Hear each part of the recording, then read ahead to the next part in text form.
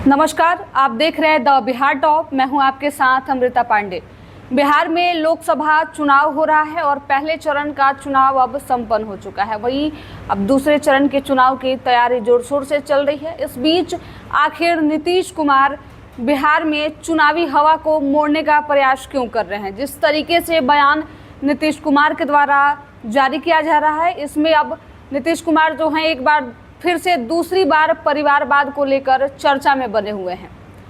पहले चरण के चुनाव में आप देखें तो परिवारवाद को लेकर कोई चर्चा नहीं हुई थी, ना ही प्रधानमंत्री नरेंद्र मोदी ने इस पर कोई चर्चा की थी और ना ही उनके घटक दलों ने की थी। हालांकि आप एक तरह से देखिए तो पहले चरण के चुनाव में तेजस्वी यादव जो हैं वो काफ़ी मुखर रहे हैं। वो लगातार परिवारवाद पर सवाल उठाते रहे हैं कि पहले से देखिए आप जिस तरीके से आरजेडी पे परिवारवाद को लेकर आरोप लगते रहा है, इस बीच लालू प्रसाद यादव के बेटे तेजस्वी यादव भी कहीं से कम नहीं रहे। उन्होंने लगातार यह दावा किया है कि आखिर जब आरजेडी परिवारवाद की पार्टी है, परिवार को आगे बढ़ाती है, तो जमुई से अरुण भारती, अशोक चौधरी की बेटी शांभवी चौधरी, विवेक ठाकुर, ये लोग आखिर किसके उदाहरण हैं?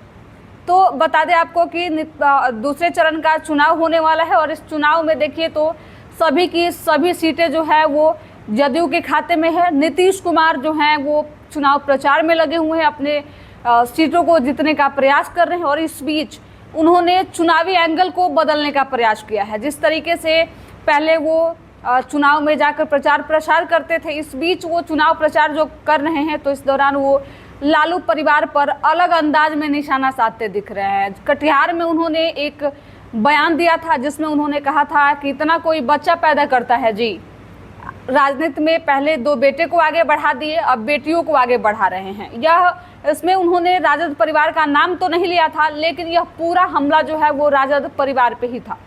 माना जा रहा है कि लालू प्रसाद यादव की 2 बेटियां इस बार लोकसभा चुनाव में खड़ी हैं, मीसा भारती और रोहिणी आचार्य, और ये जो प्रहार है सीधा इन्हीं पे किया गया है।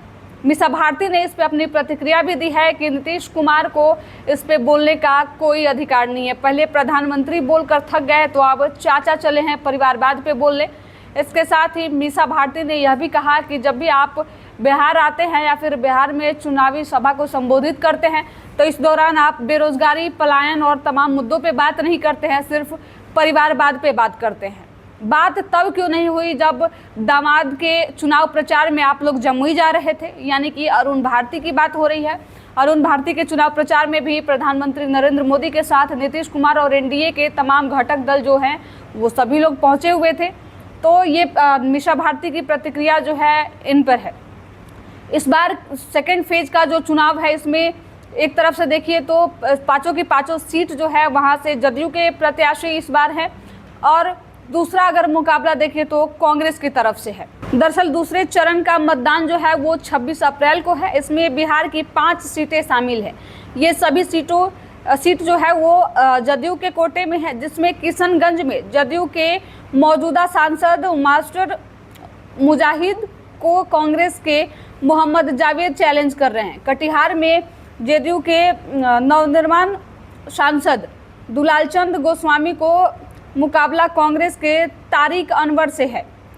पूर्णिया में जदयू सांसद संतोष कुशवाहा को आरजेडी की बीमा भारती फाइट दे रही हैं। भागलपुर के जदयू सांसद अजय मंडल को कांग्रेस के अजीत शर्मा चुनौती दे रहे हैं। वहीं बांका के जदयू सांसद गिरधारी यादव को आरजेडी के जयप्रकाश यादव चुनौती दे रहे हैं। तो बता दें आपको कि इस बार का सेकेंड फेज का जो चुनाव है वो काफ़ी दिलचस्प हो गया है। इस चुनाव में पाँचों की पाँचों सीट जो है वो जदयू के खाते में है और इन्हें टक्कर देने के लिए कांग्रेस इनके साथ है। तो अब देखने वाली बात होगी कि आखिर जदयू जो है वो कांग्रेस को पटखनी देती है या फिर कांग्रेस इस बार बाजी मार लेगी। जिस तरीके से नीतीश कुमार चुनावी फिजा को बदलने का प्रयास कर रहे हैं, जिस तरीके से वो परिवारवाद पर एक बार फिर से बयान दे रहे हैं, तो अब देखने वाली बात है कि इस बार क्या नीतीश कुमार सेकेंड फेज की जो 5 सीट है इसमें से कई सीट जीत पा रहे हैं या फिर कांग्रेस अपना परचम लहराता है। आपकी क्या प्रतिक्रिया है, हमें कमेंट करके जरूर बताएं। फिलहाल इस खबर में इतना ही। तमाम ऐसे खबरों के लिए द बिहार टॉप को फॉलो करें। धन्यवाद।